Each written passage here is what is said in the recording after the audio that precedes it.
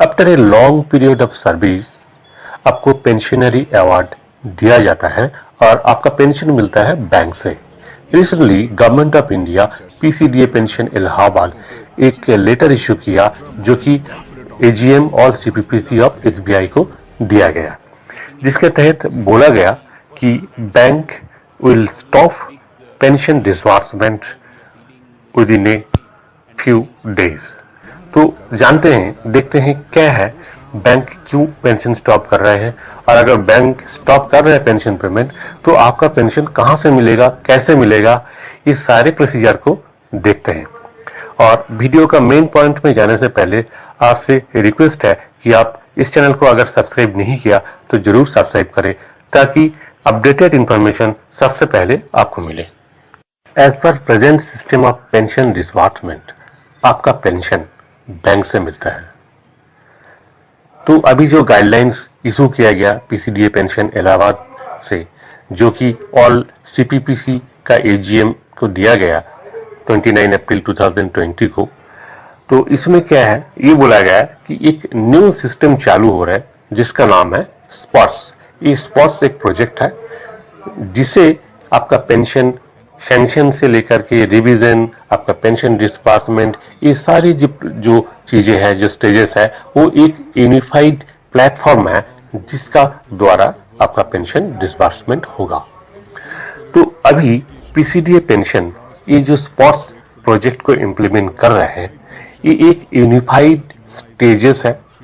जैसे कि बताया कि सारे स्टेजेस को एक यूनिफाई करके, एक इंटीग्रेट करके एक जो है सिस्टमेटिक जो पेंशन डिस्बर्समेंट सिस्टम है वो बनाया गया। तो जो लेटर है इसमें जैसे कि आप देख सकते हैं, इसमें बताया गया कि project spots is under implementation phase, और after implementation of project spots all activities from pension sanction to disbursement of defense pensioners will be done by them।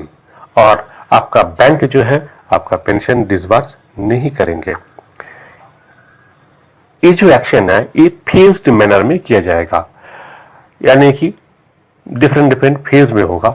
एक ही बार में सबका जो पेंशन बैंक से दूसरा जो सिस्टम स्पॉट्स है उसमें नहीं किया जाएगा। फर्स्ट पेज में क्या होगा, सेकेंड पेज में क्या होगा, थर्ड पेज में क्या होगा, ये सारे पेजेस को देखते हैं। तो इसमें जो डिफरेंट पेजेस है उसको जैसे कि उन्होंने बताया कि फर्स्ट पेज जो है ये होगा जो न्यूली पेंशन, यानी कि जो इस महीना में पेंशन आ रहा है उनका जो पेंशन है वो फर्स्ट पेज में कवर किया जाएगा। उनका पेंशन क्या होगा, डायरेक्टली स्पष्ट प्रोजेक्ट का थ्रू उनका अकाउंट में जो है क्रेडिट हो जाएगा। ये बैंक का इसमें कोई रोल नहीं रहेगा।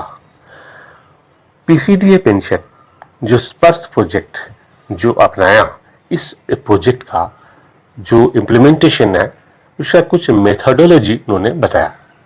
जैसे कि बाकी जो न्यू पेंशनर के अलावा जिनका पेंशन बैंक से ऑलरेडी हो रहा है, जैसे आपको बैंक से ऑलरेडी पेंशन मिल रहा है, तो आपका जो पेंशन सिस्टम है वो कैसे इंप्लीमेंट होगा स्पर्श का तहत, स्पर्श प्रोजेक्ट के अंडर में आप कैसे आओगे, तो उसका जो मेथोडोलॉजी है वो बताया गया।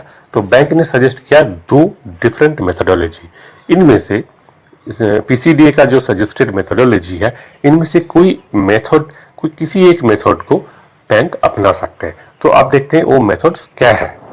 जैसे कि लेटर में देख सकते हैं आप कि फर्स्ट मेथड ये बताया गया, migration of database in one go, यानी कि जितने भी डाटाबेस है, पेंशनर का डाटाबेस है, सारे डिटेल्स है, वो डिटेल्स एक ही बार में पूरे डिटेल्स जो है वे पीसीडीए पेंशन को हैंडओवर किया जाएगा, यानी कि माइग्रेट किया जाएगा। और उस डाटा जब उनके पास पहुंच गया, उस डाटा का यूटिलाइज कब से होगा, उस डाटा को वैलिडेट कब से होगा, वो बताएंगे बैंक। और बैंक जैसे बता देंगे कि इस डेट से हम पेंशन पेमेंट नहीं कर रहा है, तो उस डेट से प्रोजेक्ट स्पॉट्स का थ्रू पीसीडीए पेंशन डायरेक्ट आपको पेंशन पेमेंट करेगा आपका बैंक अकाउंट में। तो ये था मेथड 1। और सेकेंड मेथड क्या था, सेकेंड मेथड में ये बुलाया गया कि migration of database in phased manner. तो ये जो सेकेंड मेथड है, इसमें सारे पेंशनर्स जितना भी लोग पेंशन ले रहे हैं बैंक से, वो सारे का डाटा अगर एक साथ माइग्रेट करना पॉसिबल नहीं है, क्योंकि बहुत large number of pensioners SBI से पेंशन लेता है, तो इतने डाटा हो सकता है कि पॉसिबल ना हो एक ही बार में माइग्रेट करना। तो इस केस में क्या है, फेज्ड मैनर में कई फेजेस में 3-4 फेज में डाटा को माइग्रेट कर सकते हैं। तो क्या क्या वो फेजेस है देख लेते हैं। फर्स्ट फेज में है 2015 का बाद, यानी कि 1/1/16 या फिर उसके बाद जो भी पेंशन आए हुए है या फिर कोई डिजीज केस है जिनका फैमिली पेंशन मिल रहा है, इनका जो पेंशन है डाटा है, ये सभी पेंशनर का डाटा माइग्रेट किया जाएगा पीसीडीए पेंशन का स्पर्श प्रोजेक्ट को। और जैसे ही ये डाटा उनको दिया जाएगा और डाटा वैलिडेशन होगा, उस दिन से बैंक आपका इन लोगों का पेंशन डिस्बर्समेंट बंद कर देंगे और पीसीडीए पेंशन डायरेक्ट जो है पेंशन डिस्बर्स करेंगे। अब आते हैं सेकेंड फेज में।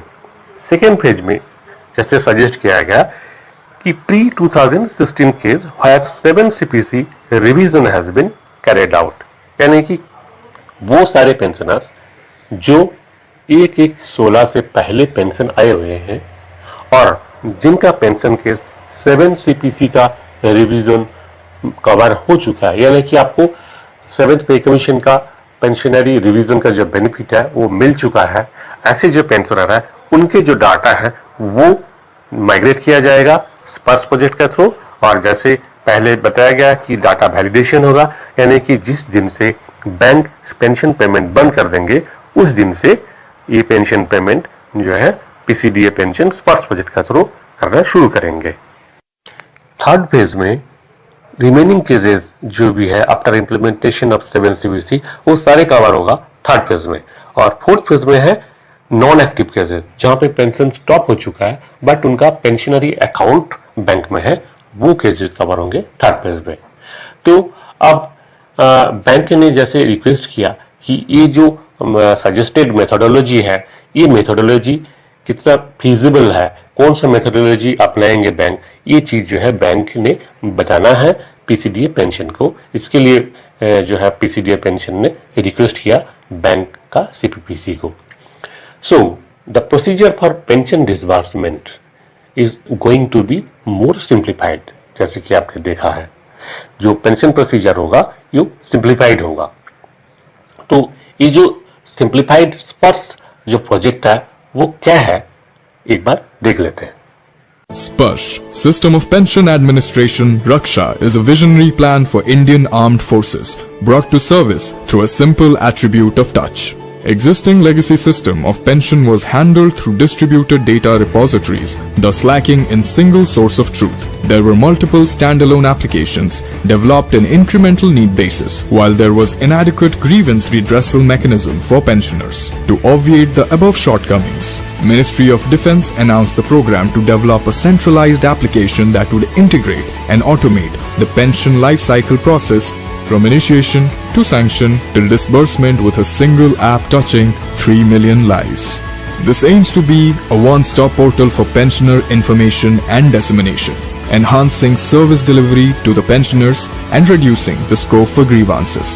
What makes the portal a true delight is reduced time for initiation to sanction, verification of data by pensioner before sanction, hassle-free identification using Aadhaar, manage pension and personal profile anytime, anywhere, right pension at right time, pension history and pension slips, time-bound resolution to grievances and requests.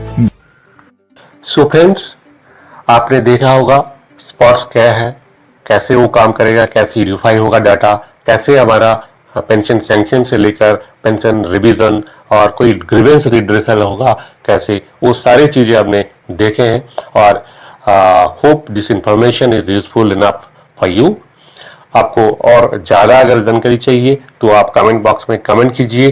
कोई भी किसी भी प्रकार का query होगा वो जरूर attend किया जाएगा और जितना भी जानकारी हमारे पास है वो हम आपको दे सकेंगे। और कोई अगर सोर्स से आपको जानकारी मिल सकता है वो सोर्स भी हम बता देंगे आपको।